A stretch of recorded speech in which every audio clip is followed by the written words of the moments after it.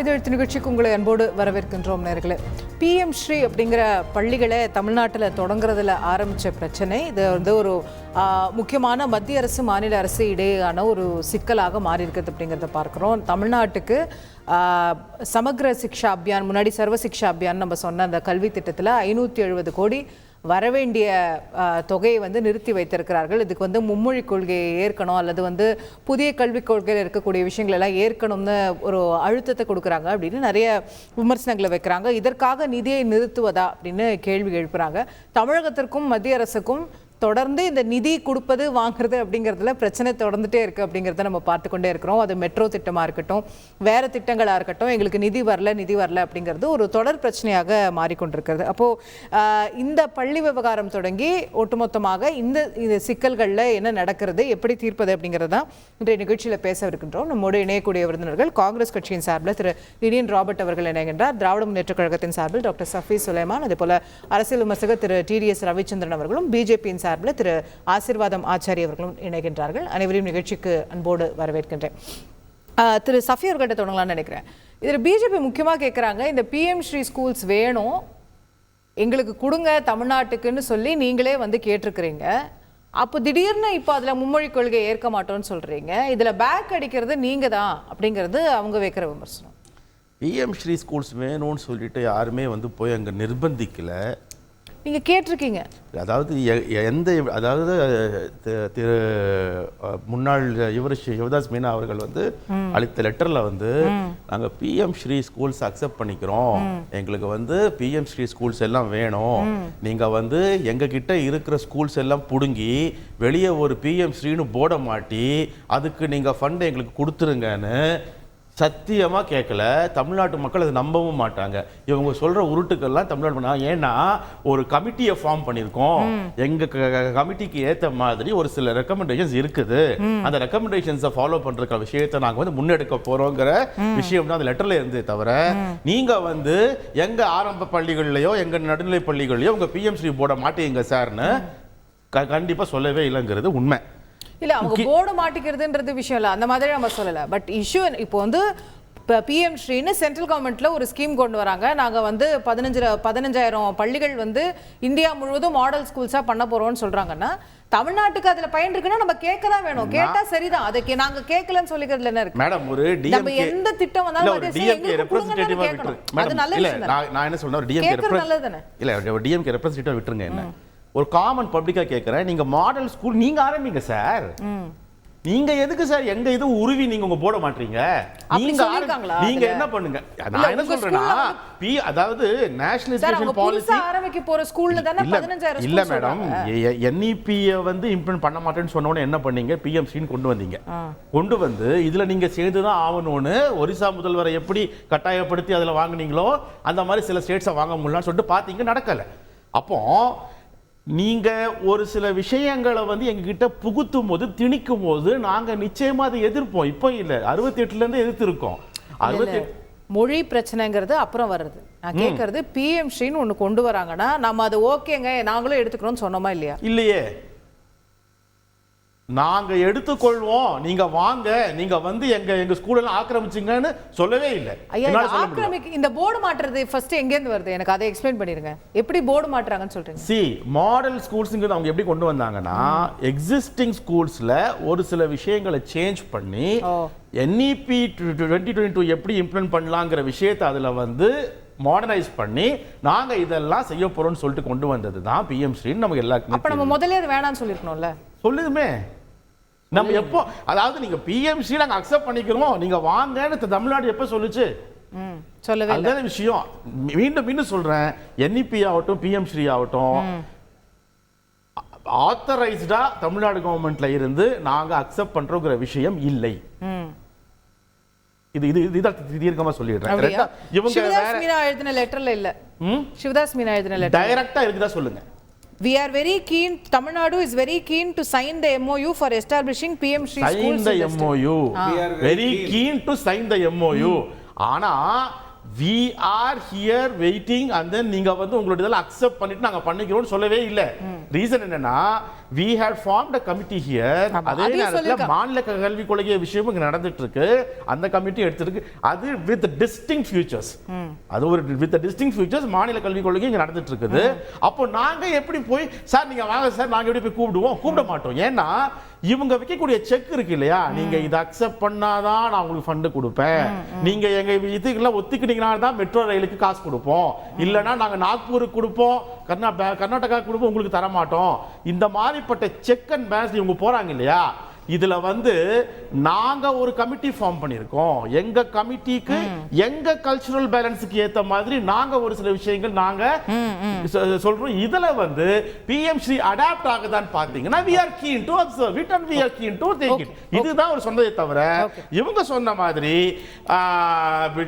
PM ஸ்ரீன்னு வந்துட்டாலே நாங்க இமிடியேட்டா accept பண்ணிப்போம், நாங்க அக்செப்ட் பண்ண உடனே ஏன்னா கொஞ்ச நாள் எப்படி விட்டுட்டு இருந்தாங்க பிஜேபி சேர்ந்தவங்களாம். தமிழ்நாடு அக்செப்ட் பண்ணிடுச்சு, தமிழ்நாடு ஓகே சொல்லிருச்சு, ஃபண்ட் நாங்க உடனே கொடுத்துட்டோம், ஃபண்ட் வாங்கிட்டு வந்துட்டாங்க, இந்த கதெல்லாம் விட்டாங்க. இல்ல ஒரு 6 மாசமா இந்த கதெல்லாம் விட்டாங்க. பிஜேபில இருந்து ஃபண்ட் வேணும்னு டிஎம்கே போய் அக்செப்ட் பண்ணிட்டாங்க, ஃபண்ட் எல்லாம் வாங்கிட்டாங்க. கொடுக்கலன்றதான பிரச்சனை. இப்போதான் வெளியே வருது, மக்களுக்கே தெரியுது ஃபண்டே கொடுக்கல. இவ்வளவு என்ன சொன்னாங்கன்னா டிஎம்கே போய் சைன் போட்டு ஃபண்ட் எல்லாம் வாங்கிட்டு வந்துட்டாங்கன்னு சொன்னாங்க. காசு வேணும்னு போயிட்டு என்இபிக்கு சைன் பண்ணிட்டு வந்துட்டாங்க டிஎம்கேன்னு சொன்னாங்க. சொன்ன ஆட்கள் தான் இவங்க. ஒன்னு சொல்லிக்கிறேன், இவங்க ஃபண்டை நிப்பாட்டுறது யாருக்கு தெரியுமா நிப்பாட்டுறாங்க? சில்ட்ரன் வித் ஸ்பெஷல் நீட்ஸ் ஒரு குரூப் இருக்கு,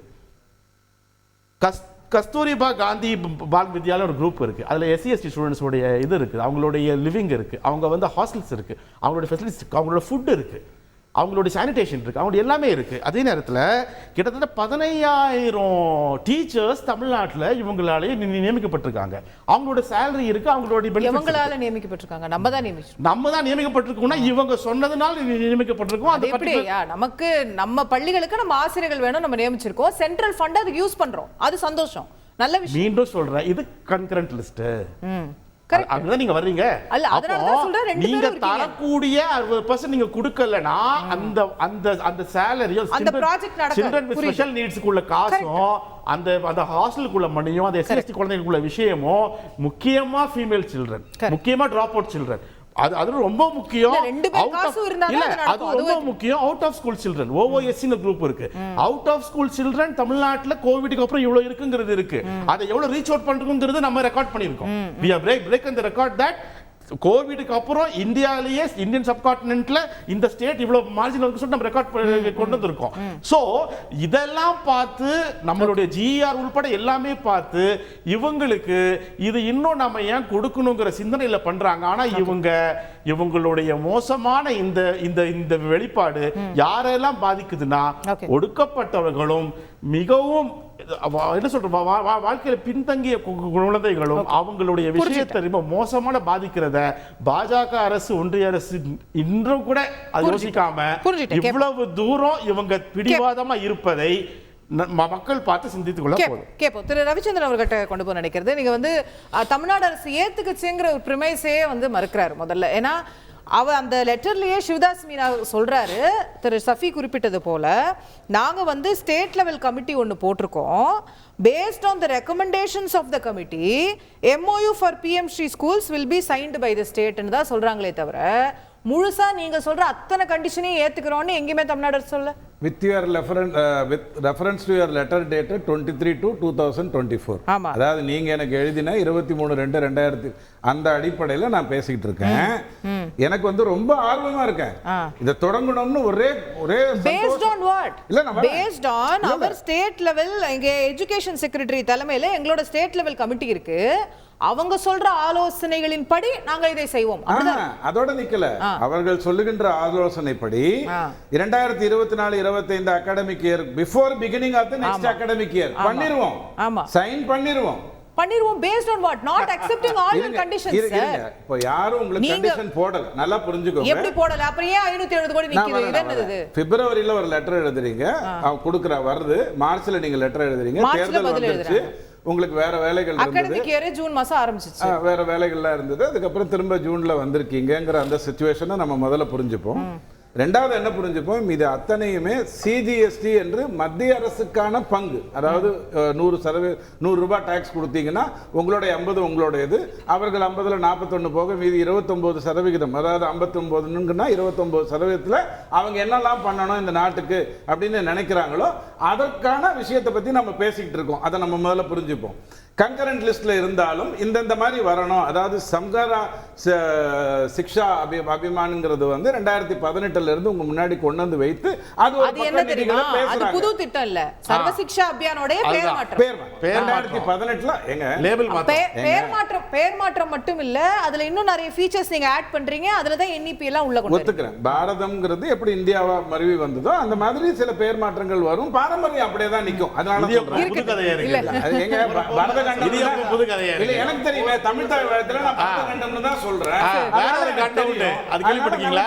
அதுக்குள்ள வரல, வேற ஒரு கண்டம் உண்டு, அது கேள்விப்படல. இல்ல அத தனியா வச்சு போறேன். இங்க வரும் இல்ல, ஸ்டிக்கர் ஒட்டி ஆள மாத்தினா தான் தப்பு, பேர் மாத்தினா தப்பு இல்ல. அகண்ட பாரதம் பாகிஸ்தானும் ஆப்கானிஸ்தான் எல்லாம் சேர்ந்து கண்டிதான். சிஜிஎஸ்டி அப்படிங்கிற அடிப்படையில வர்ற ஒரு விஷயம். இல்ல இப்போ சமக்ர சிக்ஷா அபியான்ங்கிறது SSY கீழே காலமாக எல்லா மாநில அரசுகளுக்கும் மத்திய அரசு கொடுக்கக்கூடிய எஜுகேஷனுக்கான நிதி. இந்த PM ஸ்ரீ கையெழுத்து போடுறதே அதையும் ஏன் முடிச்சு போடுறீங்க? கிடையாது. PM ஸ்ரீ பொறுத்த வரைக்கும் உங்க முன்னாடி நாங்க வச்சிருக்கோம். நீங்க வந்து ரொம்ப ஆர்வத்தோட அதை எடுத்துக்கிறேன்னு சொல்லிட்டீங்க. ஆனால் உங்ககிட்ட ஒரு கமிட்டி இருக்கும், அதெல்லாம் சிலதை பேசும். ஆனால் எங்க நீங்க முரண்படுவீங்க அப்படின்னு சொன்னா, இந்திய வரலாற்றிலேயே எந்த பிரதமரும் செய்யாத ஒரு நல்ல விஷயத்தை, அதாவது தாய்மொழியில் தான் படிக்க வேண்டும், நம்பர் 1. அடுத்தது ஆங்கிலம். அதுக்கு முன்னாடி இந்திரா காந்தி அம்மாவோ அல்லது ப. சிதம்பரம் ஐயாவோ அல்லது நேருவோ யாருமே அதை பண்ணல. இவங்க தான் வந்து முதல் முறையா தாய்மொழியில் படிக்க வேண்டும். அடுத்தது ஆங்கிலம் நீங்க எடுத்துக்கோங்க. மூன்றாவதாக ஒரு மொழியை நீங்கள் கற்றுக்கொள்வது நல்லது. அதை அவங்க ஏத்துக்க மாட்டாங்க. இது நீ காண்டாண்டு காலமா இருக்கிற இருமொழி கொள்கை தமிழ்நாட்டுல இந்த பிரச்சனை இல்லையா? இதுக்கும் SSY ஃபண்டுக்கும் என்ன சம்பந்தம்? பாருங்க, அந்த விளக்கத்துக்கு ஒரே வரியில நான் முடிச்சிடுறேன். மத்திய அரசனுடைய பங்கு 60%, மாநில அரசனுடைய பங்கு 40% அப்படிங்கிறது ரொம்ப சிம்பிள். ஆனா இந்த 100 யார் நிர்ணயிக்கிறாங்க அப்படின்னு சொன்னா உங்க வரைவு திட்டம். நீங்க வந்து போன முறை 10,000 கோடிக்கு ஒரு வரைவு திட்டம் கொடுக்குறீங்க, நான் ஏற்றுக்கிட்டேன். நான் 6,000 கொடுத்துட்டேன், உங்களை 4,000 போட சொல்றேன். இந்த முறை நீங்கள் 8,500க்கு தான் கொடுத்தீர்கள் என்று சொன்னால் அந்த அளவுக்கு 60% குறையும், இந்த இடத்துல 40% குறையும். அதாவது ஒரு வேலையை நீங்க செய்யற அந்த 100 நிர்ணயிக்கிறது இல்ல. இப்போ இந்த SSY ஃபண்டுக்குள்ள இது PM ஸ்ரீ எல்லாம் கலந்தது இல்ல. PM ஸ்ரீ வேற, SSY வேற. இங்க பாருங்க, அந்த லெட்டர்ல அவர் கேட்டிருக்கிறது PM ஸ்ரீக்கான ஃபண்ட் இல்ல. முதல்ல 3rd and 4th இன்ஸ்டால்மென்ட் கொடுங்கன்னு சொன்னது SSY கான ஃபண்ட். அத தான் கேட்டிருக்காரு. அப்போ அது ஏன் இது காரணமா வருதுன்னு கேக்குறாங்க. இவர் தான் அதுக்கு சொல்லி இருக்காரு, நான் ஏத்துக்க போறேன், ரொம்ப ஆர்வமா இருக்கேன், இந்த கமிட்டி எல்லாம் ஃபார்ம் பண்றேன். ஆர்வமா இருக்கு பாருங்க, 25 சார் என்ன சார் ஆர்வமா இருக்கு? இல்ல சார், இல்ல ஆர்வமா அர்த்தம் சார். கீனுக்கு 1000 அர்த்தம் இருக்கு சார். எனக்கு தெரியாது, மக்களுக்கு போட்டு சொல்லாதீங்க. இல்ல இல்ல, நான் 1000 கீழ அர்த்தம் சொல்லுவேன். நீங்க எதுல கீழா இருக்கீங்கன்னு எனக்கு தெரியும். நான் மக்கள் கிட்ட இருங்க, நான் என்ன சொல்றேன், அவங்க கீனாவே இருக்கட்டும், ஆர்வமாவே இருக்கட்டும், உங்க பாஷையில நான் கேக்குறது, PM ஸ்ரீல அவங்க கீனா இருக்காங்க ஐயா. அதுல வந்து அவங்க ஸ்டேட் லெவல் கமிட்டி போடுறாங்க. கமிட்டி போட்டு அதுக்கு என்ன பண்ணணுமோ அதை அவங்க வந்து பண்றாங்க, பண்ணலங்கிறது உங்க குற்றச்சாட்டு ஒரு பக்கம் இருக்கட்டும். SSY ஃபண்டே நிப்பாட்றீங்க. நான் திரும்பவும் சொல்றேன், இது வேற அது வேற இல்லையா? SSY ஃபண்ட பொறுத்த வரைக்கும் SSY ஃபண்ட் வந்து தமிழ்நாடு பூரா இருக்கக்கூடிய ஆரம்ப பள்ளியில இருந்து எல்லாத்துக்கும் யூஸ் ஆற ஃபண்ட். 8971 கோடி உங்களுக்கு வந்திருக்கு. 2021 22ல 1598, பிறகு 2107, பிறகு 1870ன்னு உங்களுக்கு வந்துட்டு இருக்குன்னு அண்ணாமலை சொல்லிட்டு தான் லண்டனுக்கு கிளம்பி போறாரு. முடிந்தால் நீங்க அதை நீங்கள் மாத்தி சொல்லிக்கோங்க. நீங்க 570 கோடி வந்துருச்சு, முதலமைச்சர் தவறா சொல்றாரு என்னன்னு கேட்போம். மேடம், உங்களுக்கு தெரியும், ஒரே வரியில சொல்லிடலாம். இந்த வித்தியாசம்ங்கிறது போன முறை கொடுத்ததற்கும் இந்த முறை கொடுத்ததற்குமான வித்தியாசம்ங்கிறது வேற. இந்த முறை கொடுக்க வேண்டிய ஜூன் மாசம் வரைக்கும் நீங்க கொடுக்கணும்ங்கிற அமௌண்ட் கொடுக்கலங்கிறது வேற. அது ரெண்டையும் புரிஞ்சுப்போம். அதுக்கு முதலுக்கு தான் நான் பதில் சொன்னேன். 100ங்கிறத நீங்க தான் முடிவு பண்றீங்க, 60 40ங்கிறது அதனுடைய வழித்தோன்றலா வருது அப்படிங்கறத நான் உங்களுக்கு சொன்னேன். இப்போ நீங்க நான் வரைவு திட்டங்கள் எல்லாம் கொடுத்துட்டேன். மும்மொழி கொள்கைக்கு இதுக்கு என்ன சம்பந்தம்? இந்த பாருங்க, நான் இதுக்கு ரொம்ப சிம்பிளா ஒரு உதாரணம் சொல்லட்டுமா?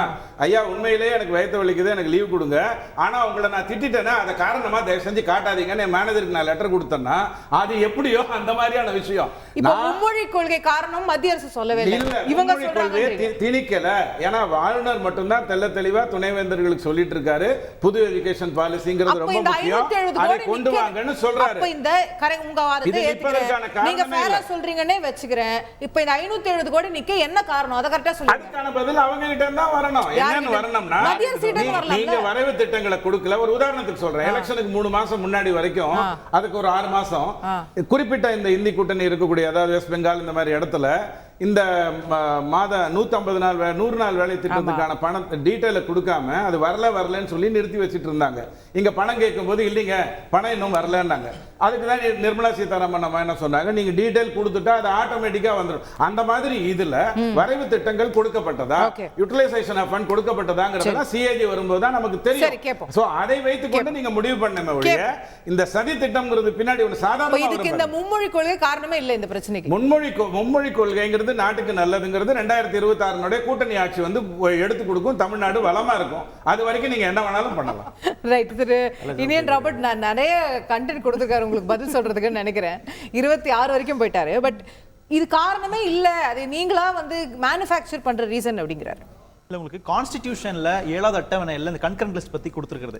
கன்கரண்ட் லிஸ்ட் வந்து ஒரு கோஆபரேஷன் அடிப்படையில் நடைமுறைப்படுத்துகின்ற ஒரு விஷயம், ஒரு ஒத்துழைப்பு அடிப்படையில் எல்லா மாநில அரசுகளுமே அவங்களுக்கு ஏதாவது ஒன்று கிடைக்குமா அப்படின்ற அடிப்படையில் தான் அணுகுவாங்க ஒன்றிய அரசு கிட்ட. அதன் அடிப்படையில் மாநில அரசு நீங்க சொன்ன மாதிரி கீனா அந்த ஸ்கீம் வந்து வாங்கணும்னு நினைத்திருக்கலாம், அல்லது மூலம் பெனிஃபிட்ஸ் என்ஜாய் பண்ண நினைச்சிருக்கலாம். ஆனா அதை வந்து பாஜக எப்படி மடைமாற்றம் செய்யறாங்கன்றதான் இங்க பெரிய கேள்வியா இருக்கு. அப்போ நீங்க பிஎம் ஸ்ரீல பிரச்சனை இருந்துச்சுன்னா நீங்க எதற்காக எஸ்எஸ்ஏ ஸ்கீம் சமக்ரா சிக்ஷா அபியான் ஸ்கீம் உடைய நிதியை நீங்க ஸ்டாப் பண்றீங்கன்றதான் பெரிய கேள்வி. அதுதான் சொல்றேன். அப்போ பிஎம் ஸ்ரீயால தான் அதை ஸ்டாப் பண்றாங்க, நீங்க எப்படி முடிவுக்கு வரீங்கன்னு அவர் கேக்குறாரு. அதுதான் இப்ப நீங்க எஸ்எஸ்ஒய்ல உங்களோட கிராண்ட்கான ப்ரொபோசல் நீங்க ஒழுங்கா கொடுக்காம இருந்திருக்கலாம், இல்ல உங்களுக்கு வேற ஏதாவது அதுல சிக்கல் இருக்கலாம். பட் நீங்க எப்படி இதனால தான் அதுன்னு முடிவுக்கு வரீங்கன்னு பிஜேபியுடைய மாநில தலைவர் தான் என்ன சொல்றாரு, போன வருஷம் வரைக்கும் நிதி வந்துச்சுங்கிறாரு. அப்ப எல்லா விதமான ப்ரொபோசல் கொடுத்துருக்காங்க. நிதி வராம போனதுக்கு காரணம் என்னன்னா, கொடுக்காம இருக்கிறதுக்கு காரணம் பிஜேபி சார்ந்தவங்க பல காரணங்கள் சொன்னாலும் நாங்க என்ன முன்வைக்கிறோம், என்ன எதிர்பார்க்கிறோம் அப்படின்னா மும்மொழி கொள்கையை இந்த மாநில அரசு ஏற்றுக்கொள்ளாமல் இருப்பதுதான் முக்கியமாக காரணமாக இருக்கும் நாங்க நினைக்கிறோம். அதே மாதிரி புதிய கல்விக் கொள்கையை ஏற்க முடியாதுன்னு சொல்றதுதான் முக்கியமான காரணமா இருக்கும் நாங்க நினைக்கிறோம்.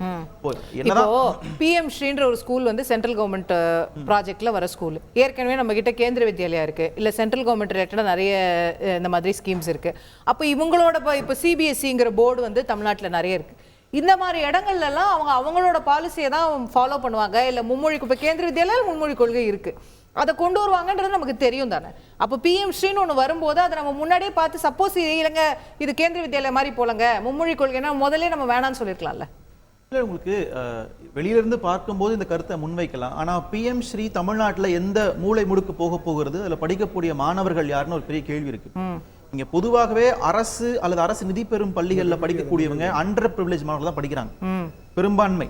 அப்போ நீங்க பிஎம் ஸ்ரீயை கொண்டு வந்து இங்க இருக்கக்கூடிய மாநில பள்ளிகள் வெளியில லேபிளை ஒட்டிட்டீங்கன்னா அது பிஎம் ஸ்ரீன்ற லேபிளோட தான் இருக்கும். ஆனா உள்ள படிக்கக்கூடிய மாணவர்கள் தமிழ்நாட்டு கல்வி துறையால் கேந்திர வித்யாலயா படிக்கிறவங்க யாருமே தமிழ்நாட்டு மாணவர்கள் இல்ல. நீங்க கேந்திர வித்யாலயோட டார்கெட் ஆடியன்ஸ் சிபிஎஸ்இ ஸ்கூல் எவ்வளவு இருக்கு தமிழ்நாட்டுல, அவங்க எல்லாம் தமிழ்நாட்டு கேவியோட டார்கெட் ஆடியன்ஸ் வேற. இப்ப பிஎம் ஸ்ரீ டார்கெட் பண்றது யாருன்னு ஒரு பெரிய கேள்வி இருக்கு. பிஎம் ஸ்ரீயோட டார்கெட் யாருன்னா இன்னைக்கு அரசு பள்ளியில நகர்ப்புறத்துல மும்மொழி கொள்கை வந்தா பிரச்சனை இல்ல, கிராமத்துல வந்துடக்கூடாது. அப்படி அல்ல. அண்டர் பிரிவிலேஜ் மாணவர்களுக்கு தேவையான இருமொழி கொள்கை தான் இங்க தேவையாக இருக்கிறது. அப்படிதான் நாங்க பாக்குறோம். அவங்களுக்கு ஹிந்தி தேவையில்லாத ஒன்றாக இருக்கிறது. தமிழ்நாட்டில் ஹிந்தி பேன்லாம் பண்ணல, ஹிந்தி படிக்கணும் நினைக்கிறவங்க படிச்சுட்டு போகலாம். இங்க வந்து ஹிந்தி பிரச்சார சபா இருக்கு, ஹிந்தி கத்துக்கலாம், யாரும் தடையெல்லாம் கிடையாதுங்க. பல மெட்ரிகுலேஷன் போர்ட்ஸ்ல இருக்கீங்க. ஆனா கிராமப்புறங்களிலிருந்து வரக்கூடிய மாணவர்களுக்கு ஆங்கிலம் தான் அவருடைய அடுத்த கட்டத்திற்கு முதல். ஆங்கிலம் வேண்டாம்னு யார சொன்னாங்களா இதுல? இல்ல, அதுதான் சொல்றேன். நீங்க ஹிந்தியும் ஆங்கிலம் வச்சிங்க அப்படின்னா அவன் 2 மொழியும் படிக்கிறதுக்கு கஷ்டப்படுவாங்க. அப்போ அவங்க என்ன பண்ணுவாங்க, 2 மொழியும் விட்டுடுவாங்க, தமிழோட நின்றுவாங்க. அடுத்த கட்டத்துக்கு அவங்க நகரத்துக்கு ஆங்கிலம் ஒரு எளிய மொழியாக இருக்கணும் அப்படின்னா ஹிந்தியை வெளியில வைக்கிறது தான் கொஞ்ச காலத்துக்கு நல்லதா இருக்கும். நாளைக்கு அவங்க ஆங்கிலம் கத்துக்கிட்டதுக்கு பிறகு ஹிந்தி கத்துக்கிட்டுமே அப்படின்ற ஒரு லாங் டேர்ம் கோலோட தான் இந்த 50 ஆண்டுகள திராவிட கட்சிகள் ஒரு பார்வையை முன்வைக்கிறாங்க.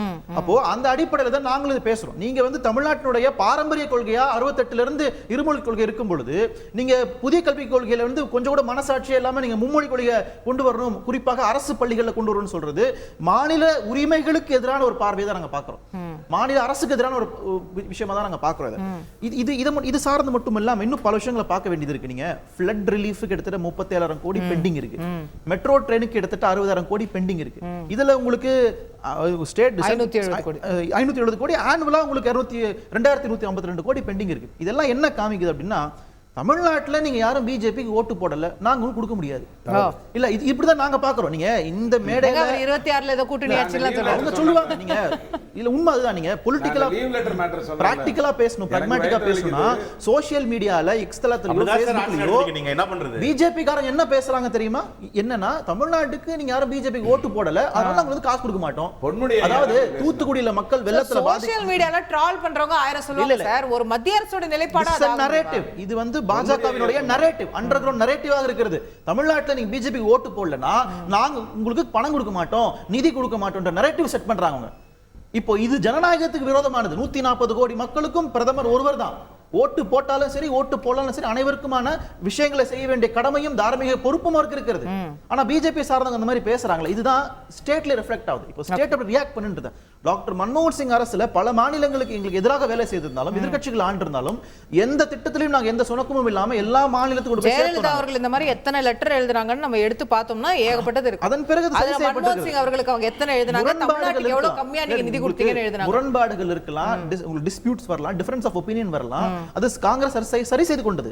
ஆனா பாஜக அந்த நெகோசியேஷனுக்கு வர மாட்டேங்குதுன்ற. ஓகே, கேப்போம் திரு ஆசீர்வாதம் பாச்சாரி தமிழ்நாட்டு மேல கோவமா அப்படின்றாரு. அதாவது அசோகாஜி, இன்னைக்கு வந்து நான் என்னென்ன கேள்வி எல்லாம் இவங்க 2 பேர்த்திட்ட கேட்கணும்னு நினைச்சனோ அது எல்லாத்துலயும் நீங்களே கேட்டுட்டீங்க. அதனால என்னோட வேலை என்னோட வேலையை வந்து பாதி ஆக்கிட்டீங்க. ஆக்சுவலி நான் அவர் சுஃபி சுலைமான்ட்டையும் வந்து ஒரு கேள்வி கேட்க விரும்புகிறேன், இனியன் ராபர்ட்கிட்டையும் அதே கேள்வியை கேட்க விரும்புகிறேன். முன்னாள் தலைமை செயலாளர் வந்து 15/3/2024 அன்னைக்கு ஒரு கடிதம் எழுதுறாரு. அந்த கடிதத்தை முதலமைச்சர்கிட்டையோ அல்லது வந்து கல்வித்துறை அமைச்சர், பள்ளி கல்வித்துறை அமைச்சர்கிட்டையோ காட்டிட்டு எழுதினாரா அல்லது அவரு சுயமா எழுதினாரா? இதுதான் வந்து அடிப்படை கேள்வி.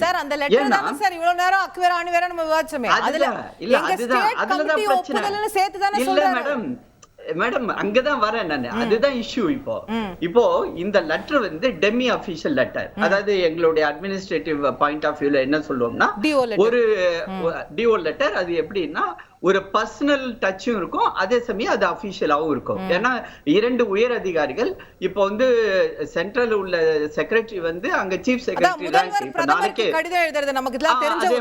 அதே மாதிரி இப்போ அவர் எழுதும் போது அவர் என்ன எழுதுறாரு அப்படின்னா, நாங்கள் வந்து இந்த PM ஸ்ரீ திட்டத்தை வந்து இம்ப்ளிமெண்ட் பண்றதுக்கு ரொம்ப கீனா இருக்கிறோம். இப்போ என்னோட கேள்வி என்னன்னா, முதலமைச்சர் எந்த திரு அன்பில் மகேஷ் அந்த பள்ளிக்கல்வித்துறை அமைச்சர், அதே மாதிரி பொன்முடி அவர்களே எடுத்துக்கலாம், ஏன்னா வந்து உயர்கல்வித்துறை அமையும் அதுல வருது.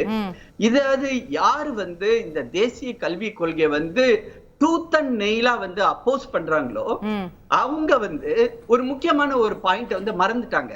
ஏன்னா இந்த PM ஸ்ரீ இந்த திட்டம் இருக்கு இல்லைங்களா, இதுல வந்து இது மோடி ஸ்ரீ கிடையாது, PM ஸ்ரீ. நாளைக்கு யார் பிரைம் மினிஸ்டர் இருந்தாலும் சரி, நீங்களே அசோகாஜியே நாளைக்கு வந்து பிரைம் மினிஸ்டர் ஆனாலும் சரி, அதாவது அதுல வந்து பிரைம் மினிஸ்டருடைய பேர்ல வந்து அது யாரா இருந்தாலும் சரி, prime minister school for rising India அப்படின்றது ஒரு சுருக்கமா கொண்டு வந்திருக்காங்க. ஆனா எங்க வந்து இவங்க கோட்டை விட்டாங்க தெரியுமா? அது வந்து வேணும்னே கோட்டை விட்டாங்களா அல்லது தெரியாம கோட்டை விட்டாங்களா அல்லது தமிழ்நாட்டு மக்களை வந்து குழப்பறதுக்காக அவங்க வந்து வாண்டனா பண்ணாங்களான்னு தெரியல. இந்த PM ஸ்ரீ திட்டமும் நேஷனல் எஜுகேஷன் பாலிசி தேசிய கல்வி கொள்கையும் 2 ஒன்னோட ஒண்ணு பிணைந்தது.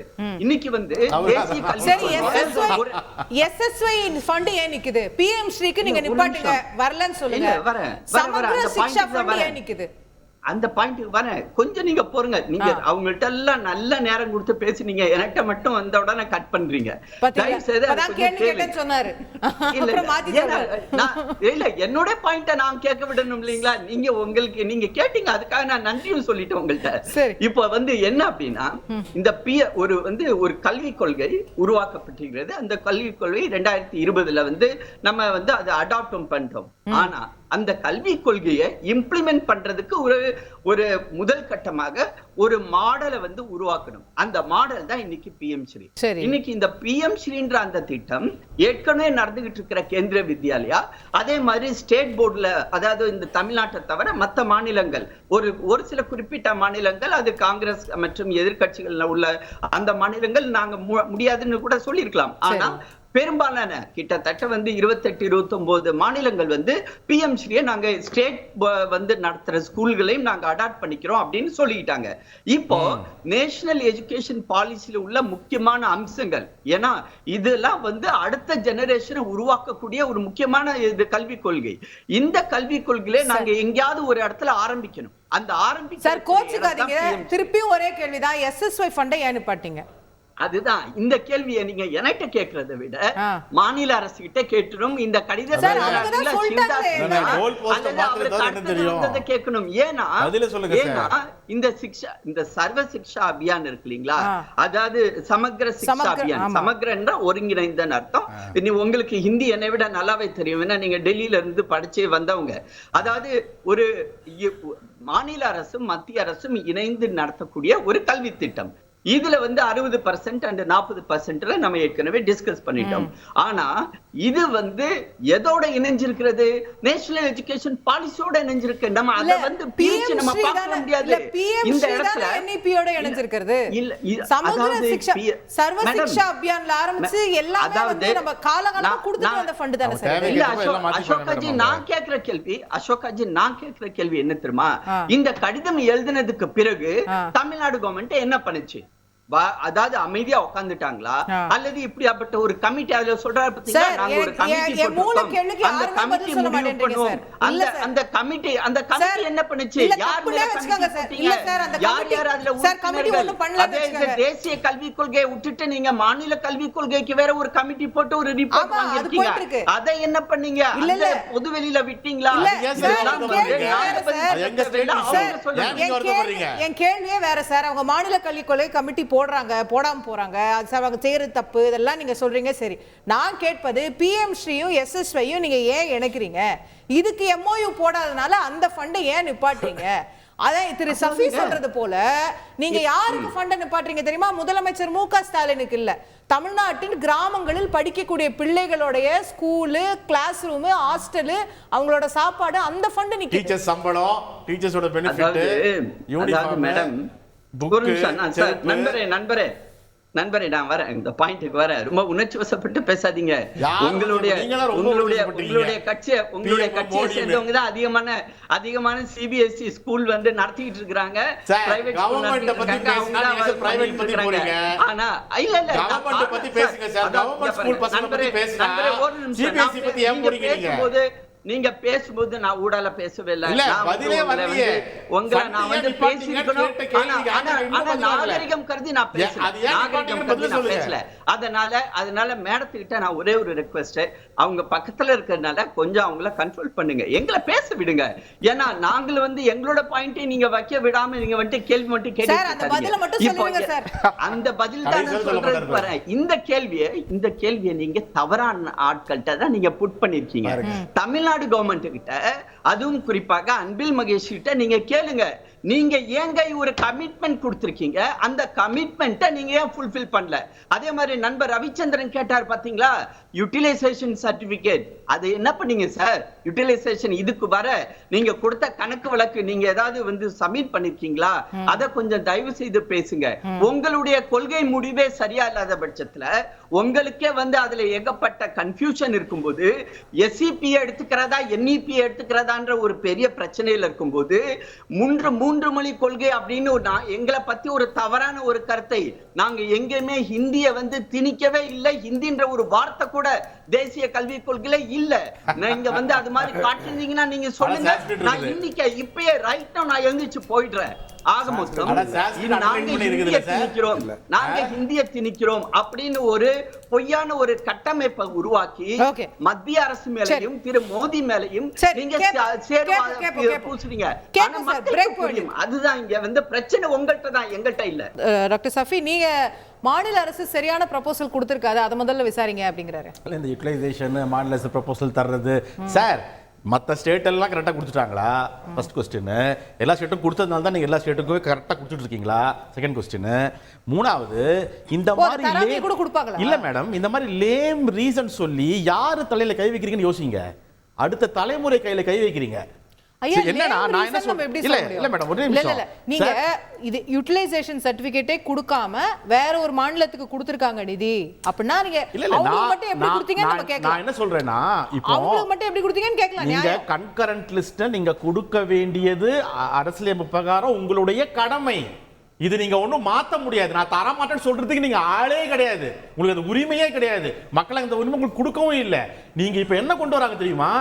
எஜுகேஷன் வந்து கன்கரண்ட் லிஸ்ட்ல இருக்கிறத மறைச்சு இப்போ சொன்னார் பார்த்தியா, இப்போ பார்த்தீங்களா, இப்போ பிஎம் தான் அது மோடி ஹிஸ்ட்ரி இல்லைன்னு. இந்த மாதிரி மோடி தான் எல்லா சிறந்த பிம்பத்தை மக்களிடையே கொண்டு வரும்னு நினைக்கிறாங்க. அதை உடைக்குது நம்ம ஸ்டேட்டு, அது இல்லைன்னு சொல்லுது நம்ம ஸ்டேட்டு. அதுக்கு எப்படி நம்ம பாதகம் கொண்டு போகலான்னு சொல்லிட்டு பண்ணுற விஷயம் தான் இது. ஒன்று சொல்லிடுறேன், சார் பேசும்போது போகிற போக்கில் அண்ணாமலை அவர்கள் வந்து சொல்லிட்டு போனார். அண்ணாமலை சொல்கிறது மொத்தமும் போய். ஏன்னா இது ஒன்றும் ஆந்திர பிரதேஷ் கொடுத்த மாதிரியோ பீகார் கொடுத்த மாதிரி ஸ்பெஷல் அலவன்ஸ் கிடையாது. நீங்க கொடுத்தீங்க பார்த்தீங்களா கூட்டணியில் நாயுடு நிதிஷ் அலையன்ஸுக்கு ஸ்பெஷல் அலவன்ஸ், அது கிடையாது. இது நீங்க கொடுக்க வேண்டிய பணம். இது நீங்க கிட்டத்தட்ட தமிழ்நாட்டில் இருந்து 2014 23 வரையும் 6,23,00,000 கோடி ரூபாய் டைரக்ட் டாக்ஸ் வாங்கியிருக்கீங்க. ஜிஎஸ்டி மூலமா அது மூலமா இது மூலமா ஏகப்பட்ட டாக்ஸ் லட்சக்கணக்கில் வாங்கியிருக்கீங்க. அந்த டாக்ஸ் கட்டுற மக்களும் மாணவர்களும் கேட்கிறான். ஒவ்வொரு மாணவனும் செலவு பண்ணக்கூடிய ஒவ்வொரு விஷயத்தையும் நீங்க டாக்ஸ் உருவீங்க. அந்த உறிஞ்ச டாக்ஸ்ல தான் நாங்க கேட்கிறோம். இது நீங்க வந்து நீங்க ஆந்திரா கொடுத்த ஸ்பெஷல் அலவன்ஸ் ஒன்றும் தமிழ்நாட்டுக்கு கொடுக்கவே இல்லைங்கிறத மீண்டும் சொல்றேன். என்னன்னா மேடம், ₹1 29 பைசாங்கிறது எவ்வளவு இதாச்சுதோ அதே மாதிரி இன்னொரு 29 இப்போ ஃபேமஸ் ஆயிருக்கு. அதானி அவர்களுடைய சொத்து ஒரு வருஷத்துல 29% கூடி இருக்கு.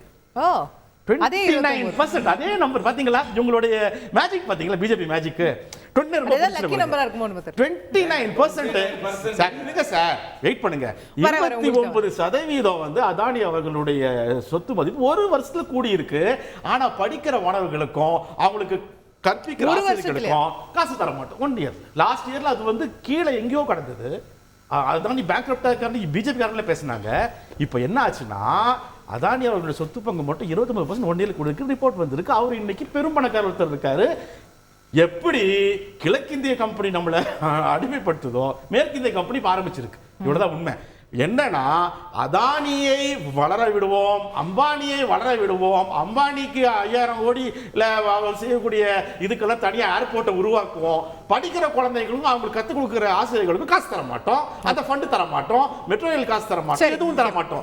இப்படிப்பட்ட ஆட்சியை நீங்கள் நடத்தி கொண்டு மக்களிடம், அதுவும் தமிழ்நாட்டு மக்களிடம் ஓட்டு கேட்பதில் எந்த வகையில் நியாயம்? கேட்போம். திரு ரவிச்சந்திரன் அவர்கிட்ட கொண்டு போய் நினைக்கிறேன். இப்போ இது ஒரு பிஎம்சியில் பிரச்சனை இல்லை, ஒரு எஸ்எஸ்ஒயில் பிரச்சனை, நீ சர்டிபிகேட் கொடுத்தியா, நீங்க இதை பண்ணியா அதை பண்ணியா நான் கேட்கலாம். என்ன திட்டம் தொட்டாலும் பிரச்சனை உங்களோட. மெட்ரோ ரயில் திட்டத்துக்கு நீங்களும் ஒத்துக்கிட்டீங்கல்ல, பாதி பாதி தரோம்னு. செகண்ட் ஃபேஸ்க்கு கொடுக்கல, வெள்ள நிவாரணத்துக்கு கேட்டா கொடுக்கல. எங்க பார்த்தாலும் இப்படி இருந்தா அப்ப அவங்கள சொல்றதா உங்களை சொல்றதா? இல்ல, நீங்க ஒன்னு பேசும்போது 2 சேர்த்துட்டீங்க. அந்த 2த்துக்கு நான் விளக்கம் ஒரு வரியில கொடுத்துட்டு நான் இந்த எஜுகேஷனுக்கு வந்துடுறேன். அதான் ரொம்ப முக்கியம். வெள்ள நிவாரணத்தை பொறுத்த வரைக்கும் என்ன கொடுக்கணும்ங்கிறத முடிவு எடுத்தது 2009 மன்மோகன் சிங் ஐயாவும் திமுக தாங்கிய அதுதான் அரசு. அதுதான் 900 கோடி. தூத்துக்குடிக்கு இது வரைக்கும் எத்தனை ரூபாய் கொடுத்திருக்கீங்க? அது முடிவு பண்ண கோடிகளை தான் கொடுத்துக்கிட்டு இருக்கோம். 21,329 கோடி இந்த 10 வருடத்துல மட்டும் வெள்ள நிவாரணமாக தமிழ்நாட்டுக்கு வெவ்வேறு காரணங்கள் வெவ்வேறு தூத்துக்குடிக்கு எவ்வளவு கொடுத்தீங்க? இது வரைக்கும் ரிலீஸ் ஆயிருக்கா? அந்த ஃபண்ட் இது வரைக்கும் ரிலீஸ் ஆயிருக்கா? நாம மாநில அரசுக்கு கொடுக்கணுமா வேற இடத்துக்கு கொடுக்கணுமான்னு அது முடிவு பண்ணோம். 21,321 கோடி இந்த 10 வருஷத்துல மட்டும் பேரிடருக்காக மட்டும் ரீப்ளேஸ்மெண்ட்னு சொல்லி வந்திருக்கிற ஒரு விஷயம். ஆனால் இவ்வளவுதான் கொடுக்கணும் அப்படின்னு ஒரு வருடம் முடிவு பண்ணது 2009 இருக்கிற மன்மோகன் சிங் அரசு. 23/2/2024 மத்திய அரசு உங்களுக்கு என்ன லெட்டர் எழுதிச்சுங்கிறத வெளியிடுங்க. அதை வெளியிட்டு அதில் இந்த கண்டிஷன் இருந்துதான் சொல்லுங்க. இப்ப பணம் வரலைங்கிறது ஒரு சூழ்நிலை, ஒரு சம்பவம். அதை வச்சுட்டு உடனே பத்தியா இதுக்காக தான் அவன் பண்றான் அப்படின்னு சொல்றது இல்ல நான் சார், சொன்ன அந்த leave 570 crores-ங்கிறது not a small amount. நான் கேட்கல. அவங்க நான் என்ன இல்லைன்னு சொல்றாங்க, அவங்க எத்தனையோ பல ஆயிரம் ஆசிரியர்களுக்கு சம்பளம் போட வேண்டியிருக்கு. ஆமா. அத்தனை பேர் வீட்லயும் மாசம் ஆனா போடணும். Okay. இப்போ தமிழ்நாடு கவர்மெண்ட் என்ன சொல்றாங்க, எங்க ஃபண்ட் வச்சே தான் நாங்க போட வேண்டியிருக்குதுன்றாங்க. அப்ப இது அடுத்தடுத்து சைக்கிளா எவ்வளவு பெரிய நிதி நெருக்கடிகளுக்குள்ள போயிட்டே இருக்கு பாத்தீங்களா? அப்ப இது சால்வ் பண்ண வேண்டிய இஷ்யூ. உங்களுக்கு ஒரு 2 வரியில சொல்லிடுறேன். 3 லட்சம் கோடி உங்களுடைய பட்ஜெட், நம்மளுடைய பட்ஜெட். அதுல 30,000 கோடியோ 40,000 கோடியோ டெபிசிட். ஆக நீங்க என்ன சுத்தினாலும் 30,000 கோடியோ 40,000 கோடியோ பற்றாக்குறை. இந்த அப்ப வர வேண்டிய ஃபண்ட் வரலனா இப்போ எஸ்எஸ்ஒய்ல அவர் சொல்ற மாதிரி 60-40 வந்து இது இப்போ நீங்க எஸ்எஸ்ஒய்ல 60% கொடுத்துட்டு மாநில அரசு எங்களோட 40% போட முடியாதுன்னு சொல்ல முடியுமா? இல்ல பண்ண முடியாது. அந்த மாதிரி தான் இருக்கு. இப்ப நீங்க தர மாட்டேன்னு சொல்றது, அப்ப நீங்க மட்டும் தர மாட்டேன்னு சொல்ல முடியுமா? வேற பிரச்சனைக்கு வந்துருவாங்க. எப்படி வருவாங்கன்னா, எப்படி 23,000 கோடி பேரிடருக்காக கொடுத்தோமோ, நிவாரண நிதியா கொடுத்தோமோ, அப்ப அதை மறந்துட்டு அடுத்ததுக்கு வந்தாங்களோ, அந்த மாதிரி அடுத்த பிரச்சனைக்கு வந்துருவாங்க. கேள்வி என்னன்னா, கேள்வி என்னன்னா, என்ன சார் கதையா விடுறீங்க? பட்ஜெட்லயே இல்ல நடுநடுவுல கதையா விடுறீங்க. அது ஏன் கேக்குறேன்? நீங்க பட்ஜெட் எந்த பட்ஜெட்? பட்ஜெட்ட இல்ல 23,000 கோடி நீங்க வந்து பேசுனீங்கன்னா அப்புறம் நான் பேச வேண்டியது. நீங்க கதை விட்டதால தான் சொல்றேன் நான். கதையெல்லாம் நீங்க போய் ஒரு நிமிஷம் கேளுங்க. எனக்கு தேவையில்லை. நீங்க போய் கமலாலயத்துல பேசுங்க. இந்த கதையை துப்பட்ல போய் பேசுங்க. நான் கேளுங்க. பேசல. நான் கேக்குற கேள்வி பேசல. ஏன் நடுவுல இப்ப கதையை விட்டீங்க? எங்க வந்தது? கலைஞர் உயிர் காப்பீட்டு திட்டம்னு பேர் வச்ச மாதிரி வைக்கலீங்க. கலைஞர் உயிர் காப்பீட்டு திட்டம் வச்சு பேர் வச்ச மாதிரி வைக்கலீங்க. இது பிஎம் ஸ்ரீன்னு வச்சாங்கன்னு அவர் சொல்றாரு. நீங்க உடனே என்ன சொல்லலாம்? நாங்க கலைஞர் உயிர் காப்பீட்டு திட்டம்னு வச்சது என்னது? கலைஞர் காப்பீட்டு என்னது? புரிஞ்சுக்கோங்க. கலைஞர் காப்பீட்டு காப்பீடு நீங்க ஓடியே போறீங்க. தமிழ்நாட்டுல சொல்றேன் 28 மாநிலங்கள் இல்ல நம்ம எங்க இருந்தோம்? இல்ல ஒரு நிமிஷம் நம்ம எங்க இருந்தோம்? உங்க சர்டிபிகேட் அவனுக்கு தேவையில்லை. சும்மா பேசுங்க சார். சும்மா கதையா பேசுங்க. 23,000 கோடி சொல்றீங்க. தமிழ் மக்கள் பாத்துட்டாங்க சார். தமிழ் மக்கள் பாத்துட்டாங்க. 23,000 கோடி 23,000 கோடி கதை சொல்றீங்க. உங்களுக்கு இல்லன்னு சொல்லுங்க. பொய் சொல்லுங்க. ஐயா ஒண்ணு பொய் சொல்லுங்க. டெல்லி ஒரு நிமிஷம் காம் டவுன். உங்க சான்ஸ் வரும்ல. இப்ப திருப்பி நான் இந்தியன் பேசணும். இப்படியே போயிட்டே இருக்கும்ல. டெல்லி, பஞ்சாப், வெஸ்ட் பெங்கால் மட்டும்தான் இன்னைக்கு தேதிக்கு பிஎம் ஸ்ரீல எம்ஓயூல சைன் பண்ணாம இருக்கு. தமிழ்நாடும் கேரளாவும் சைன் பண்றேன்னு சொல்லி இருக்கு. அவங்க பண்ண போறாங்க. இப்போ மீதி இருக்கக்கூடிய மாநிலங்கள் எல்லாம் இந்த பிஎம் ஸ்ரீயை வச்சு தான் எஸ்எஸ்ஏ பேசினாங்களா அல்லது இருமொழி கொள்கையை வச்சு தான் பேசினாங்களா? ஒரு பணம் வரலன்னா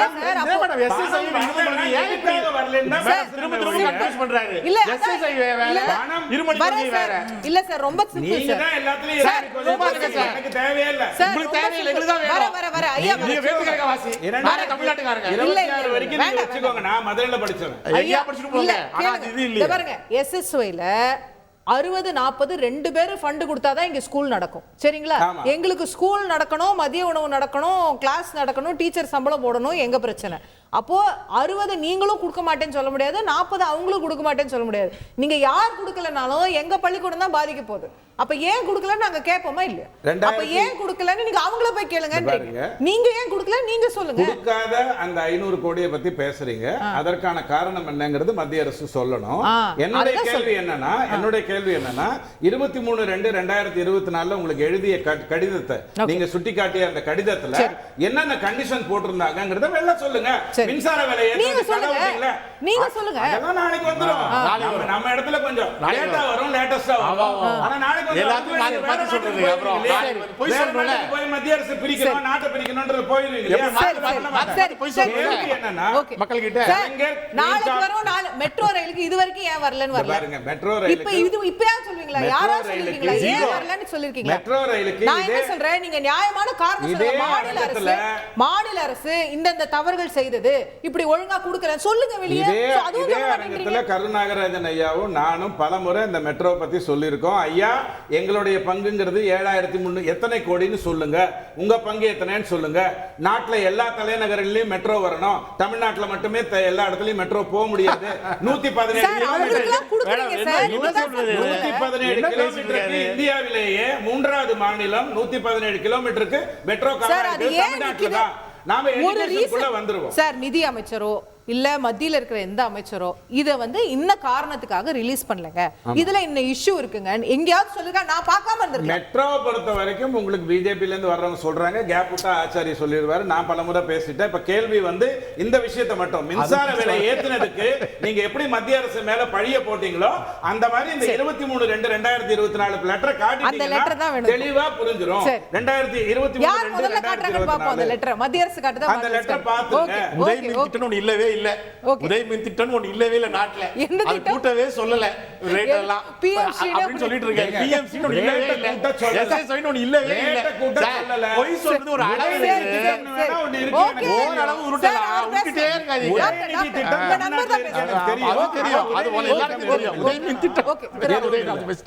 நம்ம ரொம்ப சிம்பிளா இதை புரிஞ்சுக்கலாம். நீங்க திருப்பி திருப்பி வந்து அதுக்கான பதில் கிடைக்கல. நீங்களும் கேட்டு பாக்குறீங்க, நாங்களும் கேட்கிறோம், சாரும் கேட்கிறாரு. நிதி ஏன் நிறுத்தப்பட்டிருக்கிறது?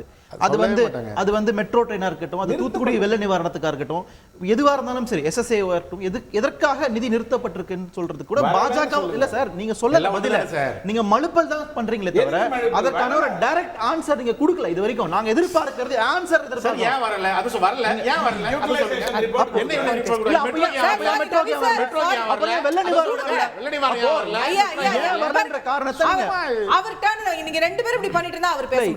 இந்த எஸ்எஸ்ஏ ஸ்கீம்ல வந்து பணம் வராம போனதுல இஷ்யூ என்ன? ரெண்டு முக்கியமான பாதிப்புல ஏற்படுது. அடிப்படையிலேயே ஒரு மாநில அரசினுடைய நிர்வாகத்துல மிகப்பெரிய ஓட்டை விழுது, நம்பர் 1.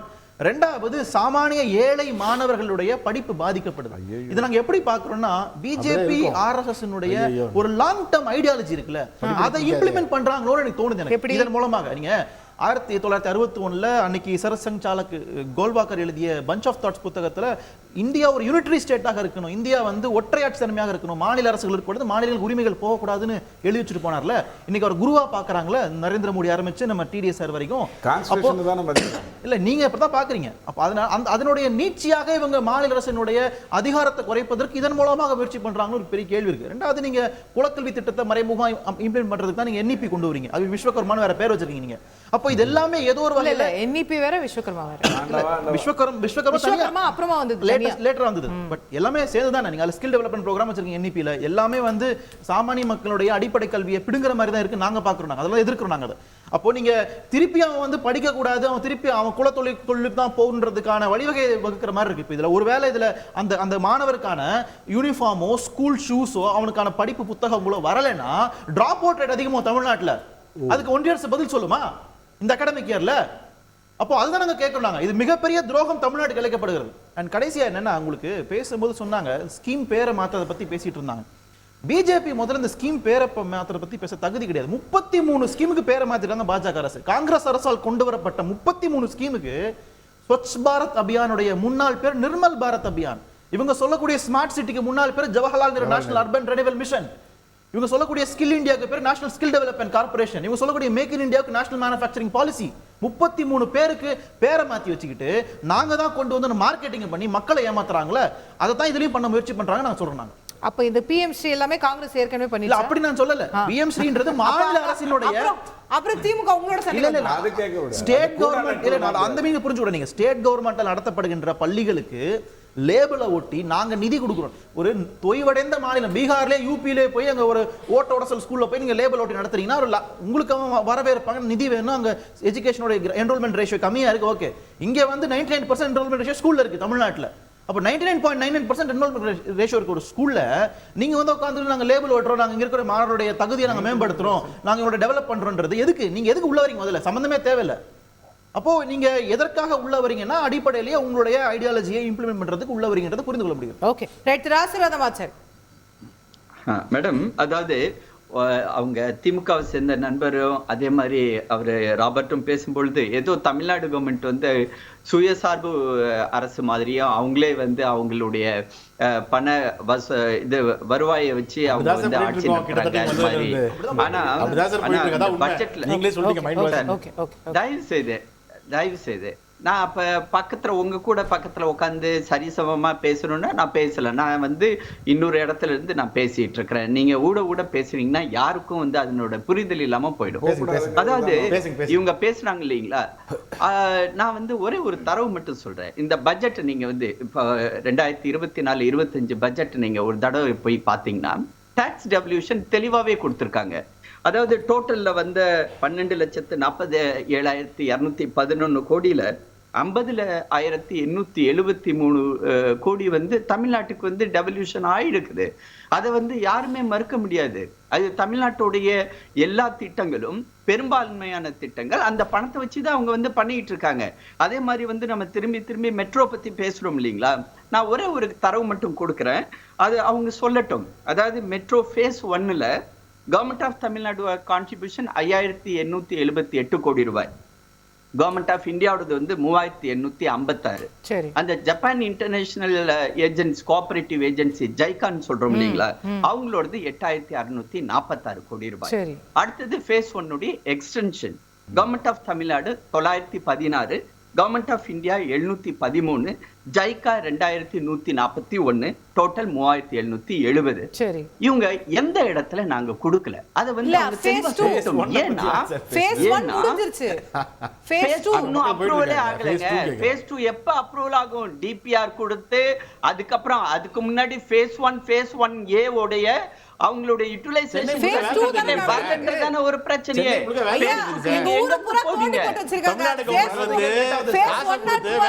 சென்னை முழுக்க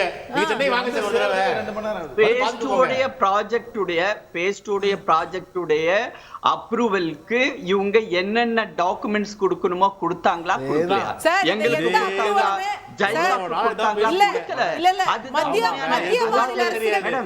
மத்திய மாநில அரசுகள் எந்த பேச்சும் பேசாம ஜைகாட்டே எதுவும் பண்ணாம தான் இப்ப சென்னை பூரா வேலை நடக்குதான்னு மட்டும் எனக்கு தெரியணும். அதாவது நீங்க அவங்கள்ட்ட கேட்கணும். நீங்க அவங்கள்ட்ட கேளுங்க மேடம்.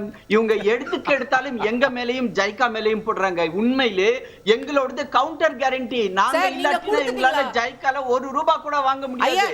அதுதான் உண்மை. நீங்க ஜைகா வந்து இவங்கள நம்பி ஒரு நிமிஷம் அசோகா மேடம் நான் கேட்டுக்கிறேன். நான் ஒரே ஒரு கேட்டுக்கிறேன். நான் ஒண்ணே ஒண்ணு கேட்டுக்கிறேன்.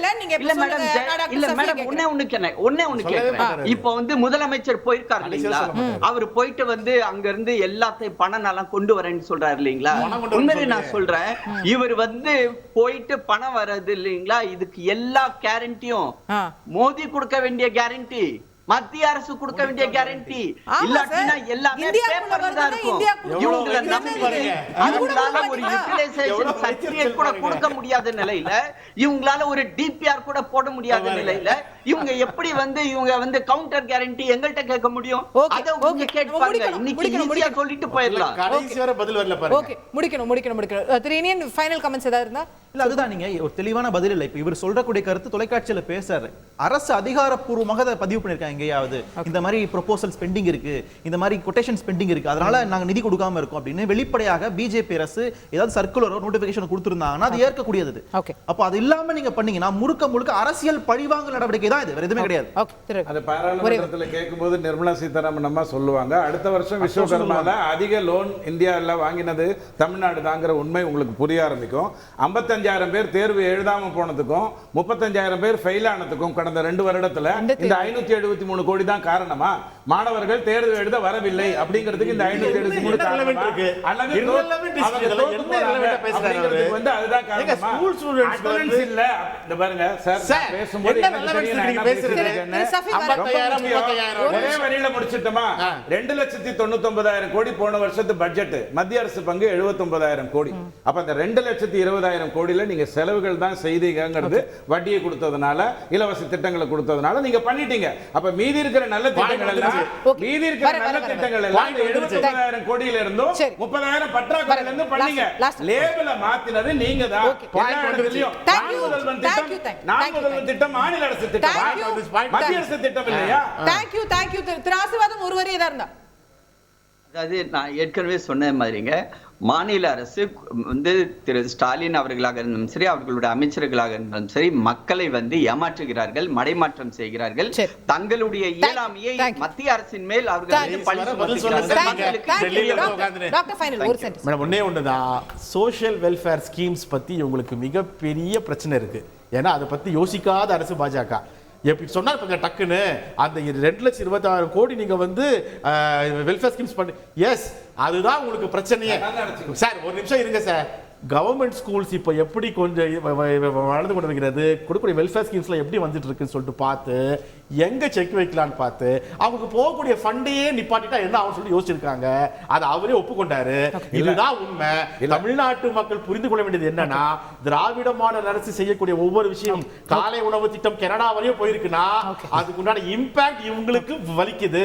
இவங்களுக்கு வலிக்கிறதுனால தான் நமக்கு வர வேண்டிய இதை நிறுத்துறாங்க. இதை புரிஞ்சு கொண்டா போதும். இது நீண்ட நாள் நீடிக்காது. கொடுக்க வேண்டியதை கொடுத்துதான் ஆகணும். வந்தே தீரும். பார்த்துக்கலாம். நிகழ்ச்சியில் பங்கேற்று கருத்து தெரிவித்த அனைத்து விருந்தினர்களுக்கும் நன்றி, பார்த்தவங்களுக்கும் நன்றி நேயர்களே. மீண்டும் இன்னொரு நிகழ்ச்சி சந்திப்போம்.